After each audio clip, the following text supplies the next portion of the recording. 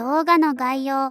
本動画は認知に関するテーマを中心にざっくり視点で眺めていく動画になります。専門性よりも平易な表現を主に用います。はてなちゃんと心の可視化パート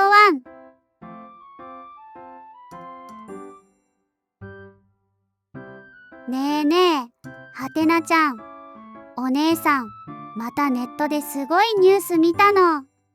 あたし、ミルクボーイに見るハイコンテキストのロジカル化つうテーマの研究で忙しいんだけどな。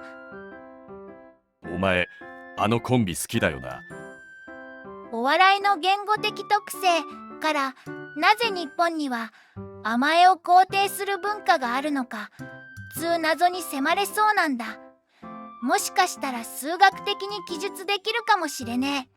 それも気になるけど、これ大ごとだよ。人の心が読める技術だって。どれどれ。心に思い浮かべた映像を言葉に変換する脳解読技術、マインドキャプショニングを実現。言葉を使わずに考えを伝える新たなコミュニケーション手段を開拓。マインドキャプションだよ。心が読まれちゃうよ。共有が楽になっていいことじゃねえか。まあ待てお姉さん、心が読めるってのはちょっとバカし早合点みたいだぜ。しゃあねえな。ちょっと見てみるか。あたしも知らない内容だしな。NTT の研究技術だな。ざっと見たところ、知覚だけじゃなくて早期まで言語化できるみたいだな。知覚、早期。知覚ってのはまあ、お姉さんの脳に映った景色だな。ちなみにここで思い出してほしいのが、前回やった予測処理だ。覚えてるか？確か、人は同じ景色でも見えてるものがそれぞれ違うって話だっけ？ざっくり言えばそうだな。脳の機能で勝手に景色を分かりやすくしちまうんだ。便利と同時に見落としの科学的原因ともされているな。で、早期ってのはそこからさらに何を思い浮かべるかだな。ついでに言っとくと、考えるは思い浮かべるのさらに先のことだ。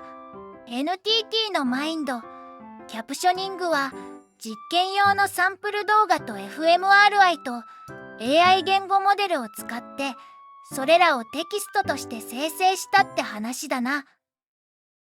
fMRI ってのは簡単に言うと脳の反応や構造を血液の流れや酸素の状態から探るシステムだ。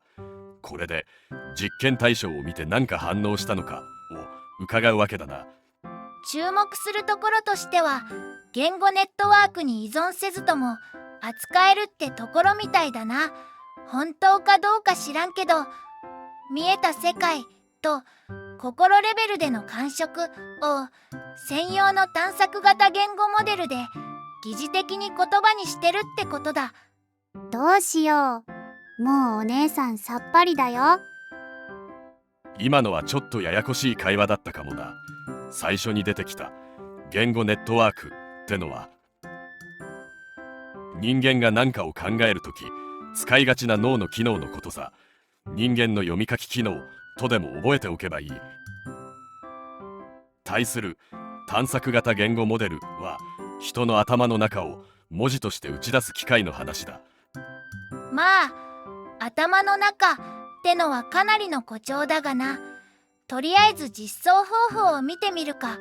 論文だとまず被験者に大量の風景ショート動画を見せたり、見せた動画を思い出させたりして、その反応を fMRI、 まあ脳の読み取り機でその時の状態を保存しまくったわけだ。それって大量のショート動画の一個一個で読み取り結果が違うってこと？そういうことだな。2000本以上ってあるから完全な1対1かはわからんが、全く同じなら何の役にも立たねえはずだから、きっと全部わずかな違いがあるんだろうな。その違いを知覚のパターンとして扱うわけだな。見た動画を思い出すっていうのは？そうだな。大量の風景動画を見た後に一番涼しそうだった動画はなんて聞かれてどれを思い出すかだな。そいつが早期パターンだな。今のは脳の反応と収集がメインで、ここからが言語モデル作成の話だ。まず行われたのが大量のショート動画全部に細かけ説明タグをつけたってことだな。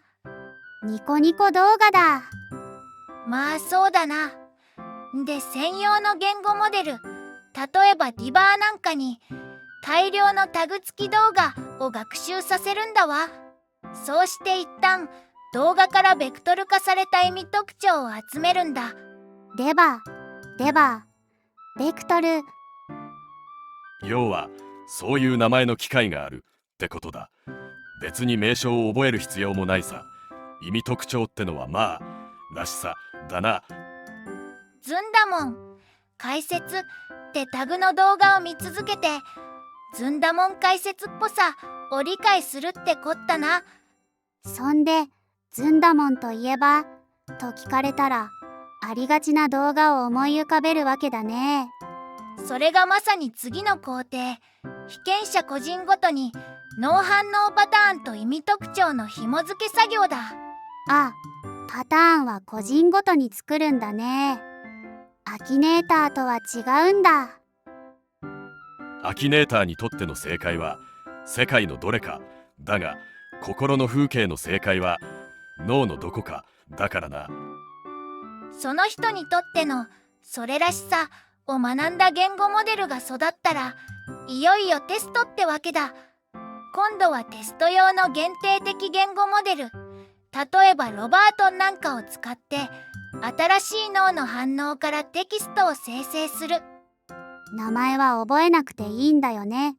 ああ、それよか大事なのはなんでモデルを分けてるのかってことだ。さっきも話が出てたが、脳のどのあたりかってのが大事でな。とても立体的な座標把握と構成力が必要になる。両立は多分できねえんだろな。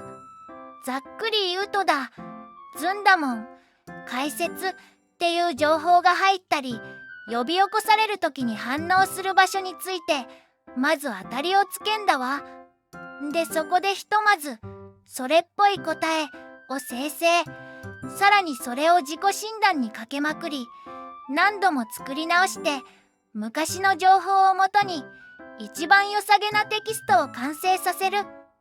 そうするとテストした人がずんだもん動画を見ていたら、ずんだもん解説動画でテキストが出てくるってこと？ずんだもんの動画と解釈するか、なんか緑のキャラクターが出てくる動画と解釈するかは言語モデルに影響するが、まあそういうことだな。すでになんとなく分かったとは思うが、頭の中を直接出力なんてことはなく、言語モデル側にある生成範囲内で間接的に表しているに過ぎない。頭の中を覗いて、あそこが反応してるなってことは多分こういうことだなって感じかな。こういうことだなもう個人ベースではあるが、所詮は間接的に作られた判断基準だ。だから何を想起したかも本当にそうなのか誰にもわからない。下手すりゃ本人にだってわからねえ。結局そこは確率論なんだわ。大事なのは言語野に強く依存していないかもしれないとされている点だな。つまり失語症をはじめ言語ネットワークに関する悩みを抱えた人の意思表示の助けになる可能性だ。個人的には限定的マスク的言語モデルがかなり柱になってると思うわ。過去の fMRI 反応と学習モデルの紐付けは言ってみりゃ答え合わせが物理的にしやすい。紐付けはできてテストではできないの？紐付けの場合、動画と脳反応の直接的なデータ、動画と意味特徴の紐付け、意味特徴と脳反応の紐付け。少なくとも知覚に関しては紐付けが合っていたか遡れるな。早期も自己申告次第だが、まあいけるだろう。ところがテスト、つまり新しい fMRI がどれと紐づくかについては遡ることができない完全な予測モデルになるんだ。仮にぴったしカンカンでも、それただの偶然じゃねってなり得るわけだな。そうならねえようにできるだけ線形デコーダやスコア評価をしているわけだが、ズバリこれってすぐに広まる状態なの？少なくとも現状は fMRI がスマホレベルのお手軽機器にでもならねっと不可能だな。最適化が進めばわからねえが、モデル学習自体も今は完全に個人の事前協力ありだ。その人が視界の何を気にしているか程度なら視線認識系技術の方がはるかに実用的だろうな。ただまあ一応ずんだもん動画を見てるよりも、ずんだもんが料理しながら解説しているくらいはテキスト化できるらしい。おお、結構具体的なんだね。今まさに見ている動画ならそれでいいんだが、早期となるとそうもいかないんだ。思い出す方はやっぱりテキストにするのが難しいの？いや、できるんだが、この言語モデルは個人の文脈を答えにはおそらくできないんだ。社会的に考えてどうかに偏っちまう。これは現状どうしようもねえんだ。でも学習段階では個人ごとにやるんでしょ？個人の反応を客観的にはどれに当たるかに置き換えている構造とも言えるんだ。しかもその精度は視覚で現状 50%、 早期だと 30% 程度だな。3分の1しか伝わらないのか。伝わらねえだけならまだマシだ。でっち上げでも肯定も否定もする手段がねえ。なんせ頭の中だからな。考えや意図や感情を当てるためのものじゃないからな。言ってみれば機械的な反応を見ているものだから、主観を優先する必要性も低いと言える。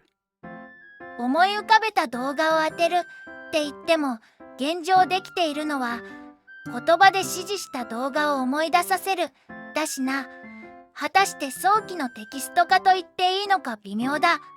ぶっちゃけこの研究は新しい技術ではなく、fMRI と言語モデルとデコーダ使って何かできないかって方が強い。そこで生まれたのが人間の社会的視覚と早期を脳ではなく言語モデルの意味空間へ置く通新規性だ。難しくてよくはわからないけど、心を読まれることはないけど伝えられるとも言えないって感じかな。だな。まずもってどの状態での脳を学習させるかってところから始まるし、言語モデルもそれに特化していく。目の前にいるやつが今思ったことを当てるなんてとてもできねえわ。そもそも当てるじゃなく予測だな。正解を当てれないからサンプリングと言語モデル使ってんだ。一方で知覚に関するヒット率は 50% と決して甘くは見れない。特に意味空間を扱う言語モデルはその学習モデルやテストモデルともに現代のマーケティングや広告ととても相性がいい。そんな中でコンテンツに対視する神経レベルのマッピング情報がどれほどの価値を生むかあまり考えたくはないな。未来の世界じゃ多分普通にそういうことになるんだろうな。でもまあ今じゃねえだろ。陰謀論にもなりゃしねえよ。ただまあ神経情報を扱うには現代立法ではすでに力不足ってのが地理最高裁でも議論されてるがな。通経現上ではこの新技術の問題は制度というよりは人の認知の問題なんだわ。当たり外れの本当じゃなくて当たりだ外れだって思っちゃう人の問題ってこと？現状、学術的には視覚意味表彰に関する推定を言語モデルの表現空間に合わせて文章化しているってのが実態なんだ。わかんないからもっと優しく言ってよ。それがまさに認知の問題なんだよ。お姉さんが頭悪いのがダメってこと？どう言ったもんかな。お姉さんは悪くねえんだが、あたしらだって同じく素人だし、少なくともあたしはわからないと口にできるお姉さんの態度はとても科学的だと思ってる。俺が悪かった。少し意地悪だったかもな。認知の問題っていうのはまさにお姉さんの言った通り、出てきたテキストが正誤だと思い込んでしまうってことだ。それが不当なラベリングや勝手な思い込みを引き起こす可能性が最もと考えられるんだ。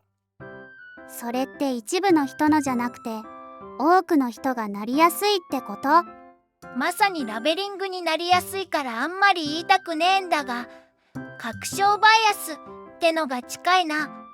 簡単に言うと、人は自分が最も信じやすいものを信じるって観測傾向だ。それ自体は別に悪いことでも何でもねえんだ。それわかる気がするよ。決め打ちした方が楽だもんね。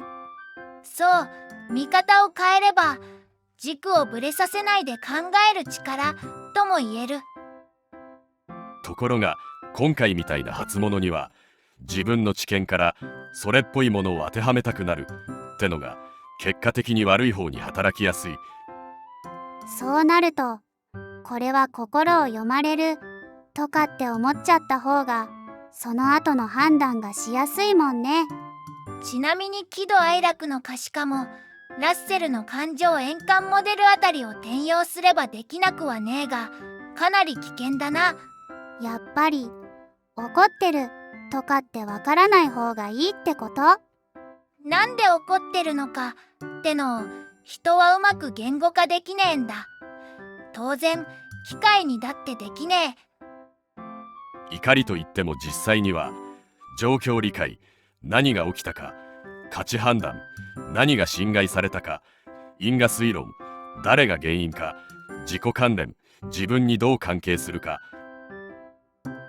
最低でもこれらの可視化ができないとだし、そもそも本人が怒りを自覚していない場合も多い。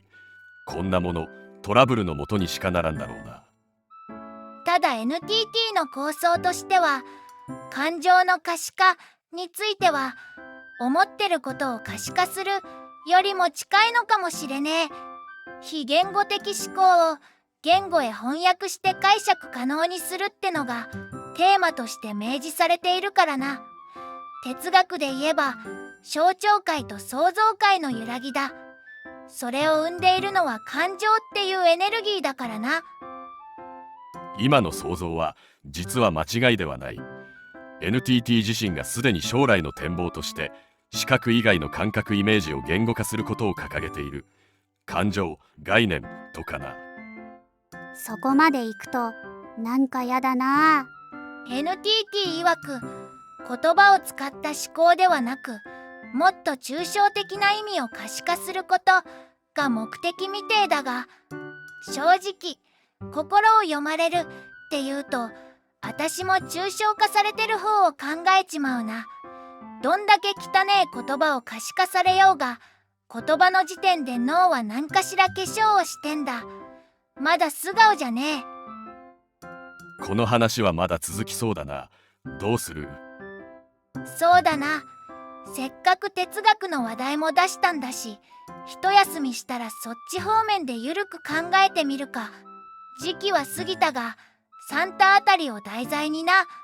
サンタさんなんてわざわざ可視化しなくてもみんなわかるんじゃないの？12月に鈴の音を聞いた時、誰もがサンタやトナカイを思うわけじゃないってことだ。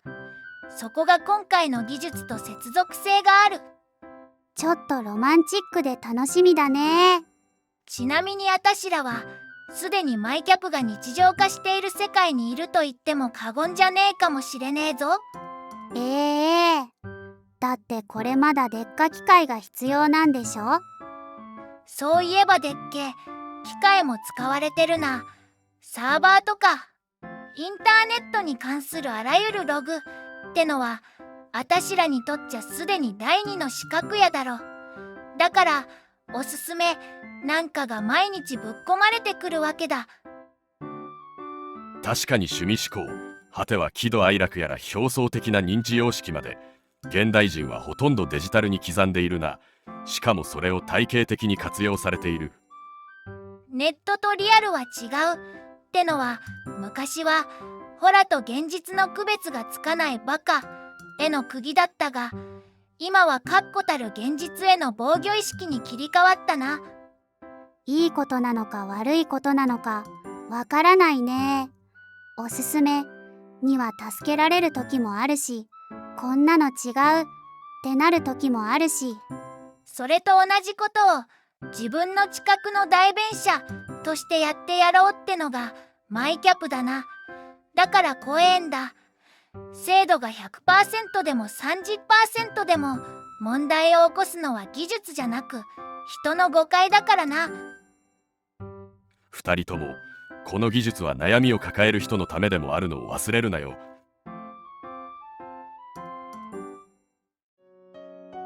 ここからは第1話で扱われている射程マインドキャプショニングは直接的な読信ではなく fMRI 意味特徴反復最適化で文章化、知覚 vs 想起の差、正語扱いの危険、確証バイアスフォアラー効果、権利規制ヌライキングズについて簡易的に述べていきます。11第1話の中心命題。第1話は心が読める技術という直感的語尾を次の2段階で科学的に冷却、機能的してマインドキャプショニングは脳内の言葉の直接抽出は行わない。社会的懸念点、出力されたテキストが正しいもしくは間違っていると断定的に誤認する危険性、自己ラベリング固定化、不当な分類、権威バイアスなど。1位に技術の骨格。コーチングシグナルは本人の感想ではなく実験用動画の内容説明文である。論文上において実験用動画に対応するキャプション、説明文の意味特徴をコーチにして線形でコーダを学習し、そこへ整合する文章を探索すると述べられている。これはつまりテキストとして生成される対象は視聴者の内面、妄想、感情、意味付けではなく、基本は視覚内容の表層的かつ客観的説明となる。実装パイプラインは脳、意味空間、テキスト探索。論文上において実際の実装は1、ショート動画集を用いた全脳 fMRI 視聴時層記事。2、LM を用いて動画のキャプションから意味特徴ベクトルを構築。3、線形デコーダ回帰を用いて fMRI と意味特徴の紐付け学習。4、テストでは脳から推定した意味特徴に合う文章を別の MLM でマスク復元候補選抜を回して最適化させる。重要なのは到達点は心の心理回答ではなく意味空間への収束ということである。1、3、知覚と想起は同じ土俵に置けない。知覚、パーセプション。外界刺激、動画があり、参照文と突合しやすい。fMRI のボールドは神経活動の直接値ではなく血流由来の指標だが、視覚刺激との対応は比較的取りやすい。想起イコールイメジャリー。記憶は再生というよりは再構成に近い、常に新規的に生成される。さらに該当論文の実装においては、想起を誘導するためのプロンプト、言語手がかりが絡みうるため、本人の内的世界というよりは、参照文の形作る世界へよるリスクが上がる。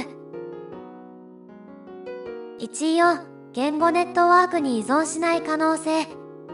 回答論文においては、キャノニカルランゲージネットワークに依存せずとも、見た内容をよく捉える説明文を得た、と述べられている。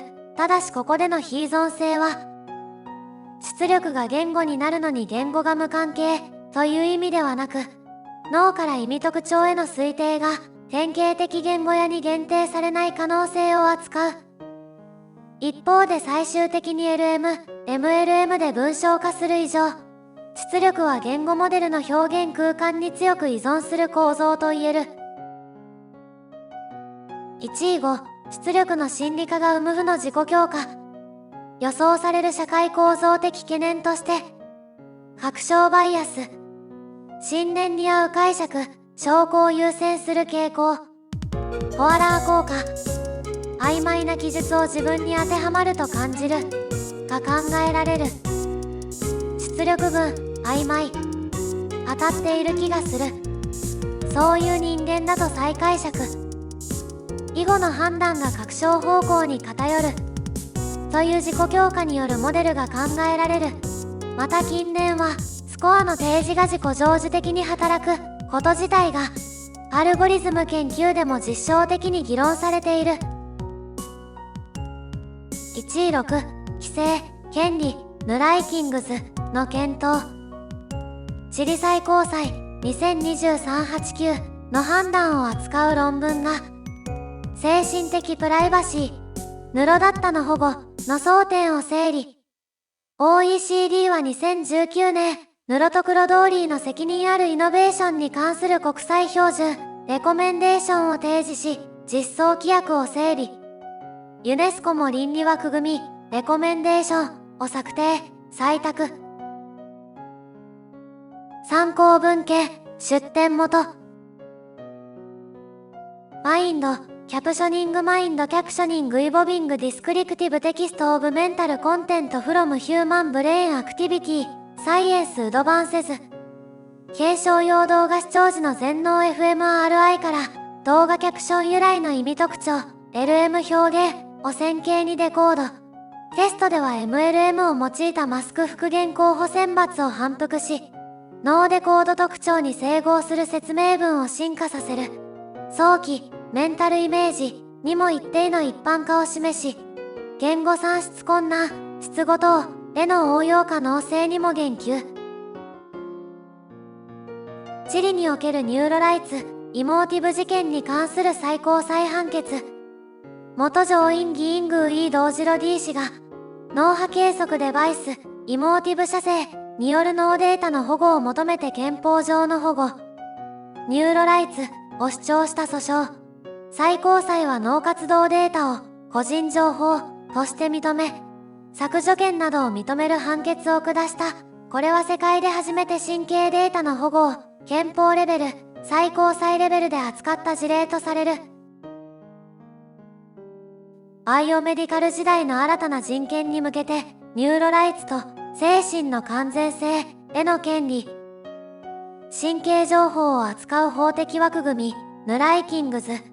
の基礎文献、委員化と運動脳により提唱されたもので、認知的自由、精神的プライバシー、精神的完全性、心理的連続性の4つを新しい人権領域として提案しており、チリの憲法改正や OECD の勧告にも理論的影響を与えている。感情の円環モデル。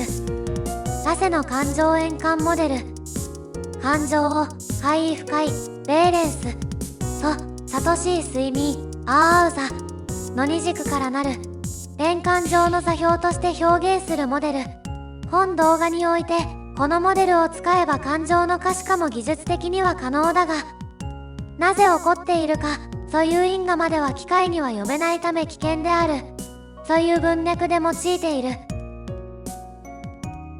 階層的視覚特徴を用いた知覚及び想起された物体の一般的デコーディング、マインドキャプショニングの前身、基礎となる堀川智次氏、NTT と神谷幸康氏による研究、深層学習 CNN の特徴量を用いて、脳活動から見ている物体や思い浮かべた物体、早期を解読、予測する技術を確立。知覚と早期の違いや意味特徴との紐付けというメカニズムを理解するための基礎研究。ご視聴ありがとうございました。